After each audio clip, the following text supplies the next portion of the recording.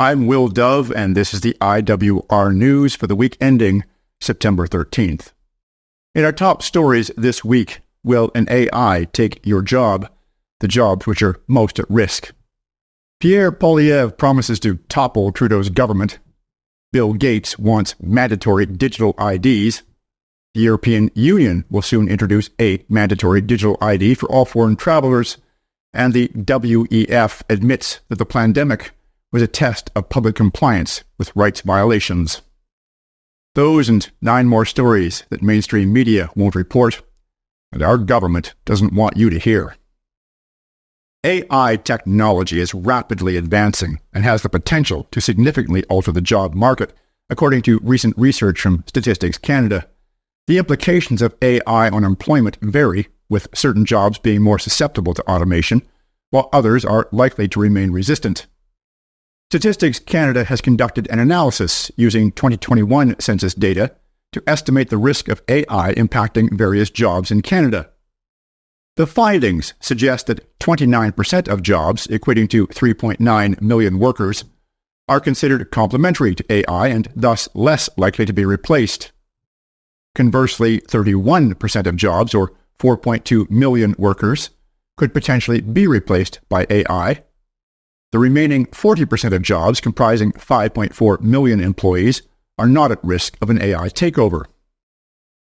The report highlights that jobs involving routine, repetitive tasks are most vulnerable to being replaced by AI. These positions include data entry, computer network technicians, administrative roles in finance, insurance, and business, office support roles, sales representatives, customer service, computer and information systems workers, economists, interactive media developers. Support role workers in professional, scientific, and technical services, finance and insurance, information and cultural industries, educational services, and healthcare are more exposed to AI-related job transformations.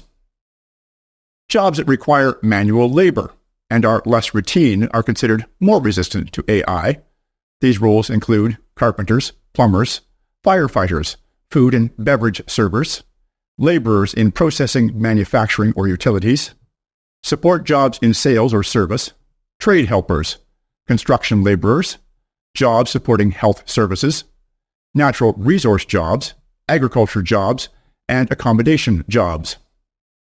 The study also indicates that while less educated workers performing routine and manual tasks are at higher risk, those at lower risk may also be affected as workers impacted by AI could transition to other jobs, possibly displacing workers from those industries. Conservative leader Pierre Poilievre has firmly pledged to introduce a non-confidence motion aimed at ousting Prime Minister Justin Trudeau's Liberal government at the first opportunity. With Parliament set to reconvene on Monday, Poilievre has intensified his challenge to opposition leaders, specifically targeting NDP leader Jagmeet Singh and Bloc Québécois leader Yves-François Blanchet, urging them to support his motion. Jagmeet Singh has made it clear he will not be supporting Poilievre's non-confidence motion.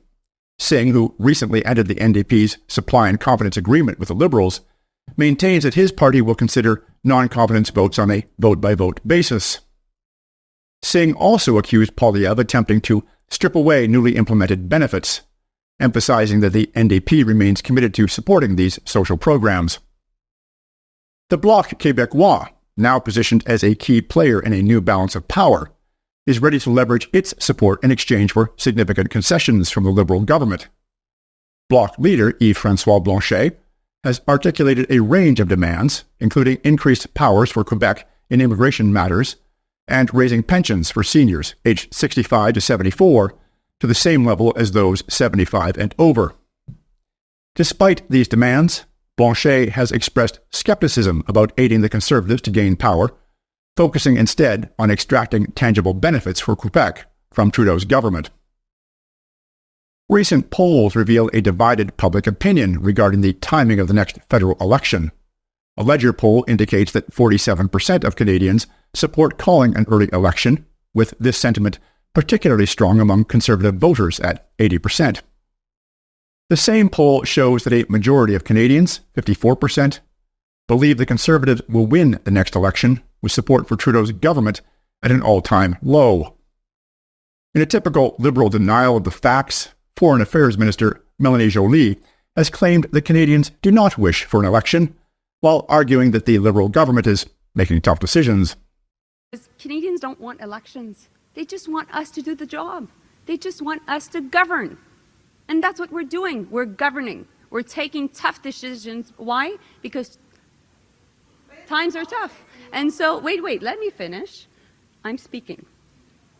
So, Canada's unemployment rate reached 6.6% in August, a notable increase from July's 6.4%, according to Statistics Canada. This marks the highest unemployment rate since May 2017, excluding the pandemic years. The rise is primarily attributed to the struggling job market for students, with the unemployment rate among those returning to school full-time in the fall averaging 16.7% from May to August, significantly higher than last year's 12.9%. Employment increased in sectors such as educational services, healthcare, social assistance, finance, insurance, real estate, and leasing. However, job growth failed to keep pace with the population increase resulting from rampant immigration, leading to an overall rise in unemployment. The number of unemployed individuals in Canada stood at 1.5 million in August, a 22.9% increase compared to the same month the previous year. Parallel to the rising unemployment rate, the Trudeau government has continued to dramatically expand the public sector.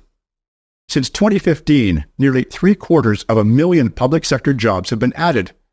Despite this significant increase in employment, productivity in the public sector has fallen to levels last observed in 2015. The expansion of the public sector workforce raises questions about the efficiency and effectiveness of government operations. The notable decline in productivity suggests that the increase in public sector employment has not translated into improved public services or economic benefits. Last week, the Bank of Canada announced its third consecutive interest rate cut in 2024, bringing the rate down to 4.25% from 4.5%. This move aims to stimulate the economy and boost the job market. However, the modest job growth of 22,000 positions in August fell short of significantly impacting the overall unemployment rate.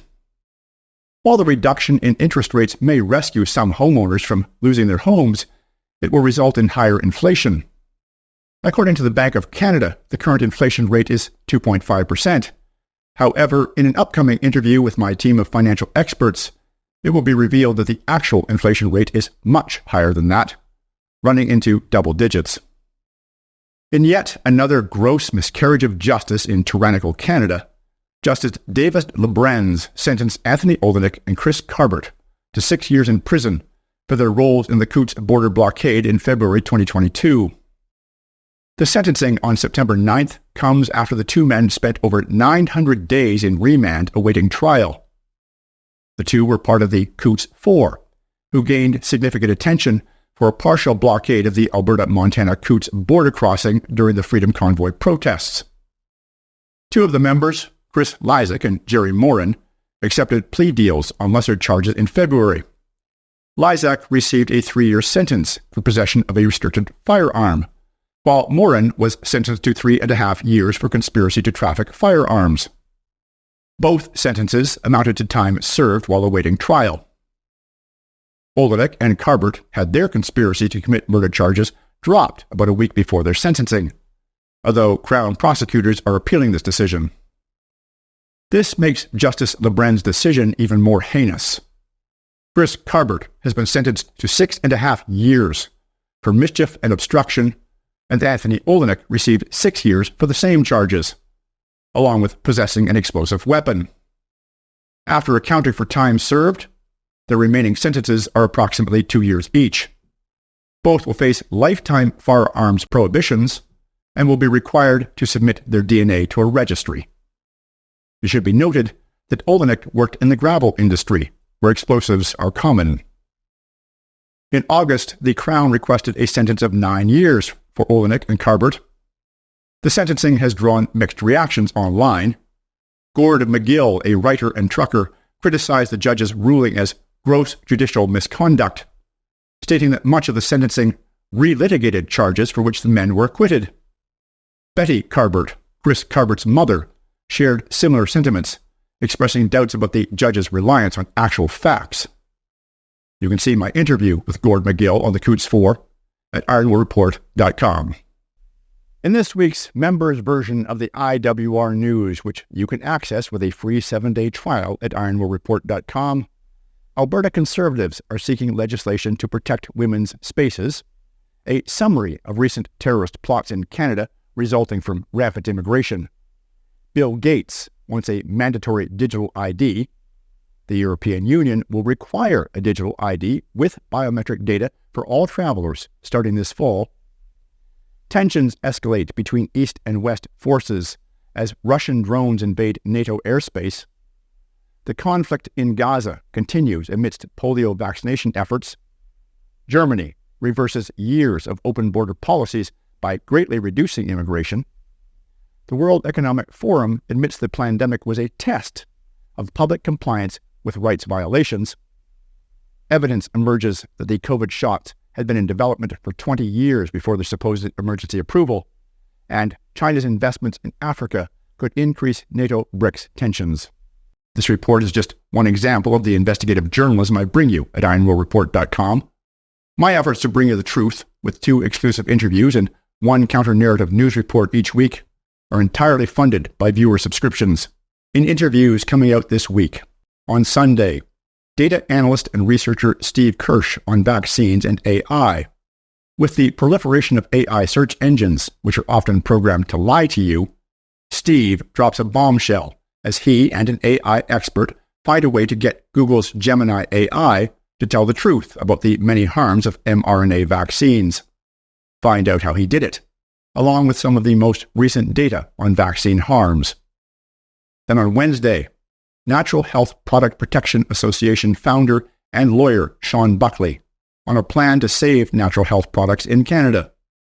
Sean has proposed the foundation of a separate branch of the government, a Ministry of Wellness, that would remove natural health products from the jurisdiction of Health Canada. And he's backing it up with a physical petition on paper, which has already garnered over 135,000 signatures, making it the 3rd largest petition in Canadian history.